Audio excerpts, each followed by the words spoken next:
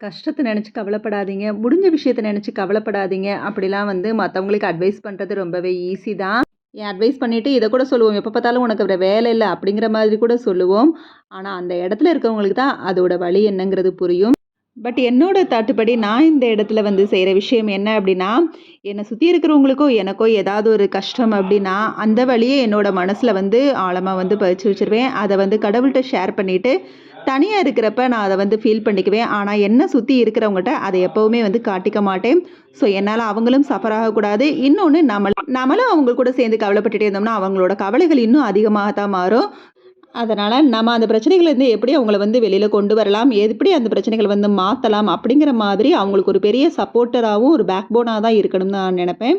இதனால நம்மள சேர்ந்தவங்க கூட நெனைப்பாங்க, நம்மள பத்தி பெருசா எதுவும் கவலைப்பட மாட்டேங்கிறாங்கன்னு சொல்லி. பட் என்ன பொறுத்தவரைக்கும் நம்மளால அவங்களுக்கு வந்து புது தைரியம் தான் பிறக்கணுமே தவிர, இன்னும் கவலைகள் கூடக்கூடாதுன்னு.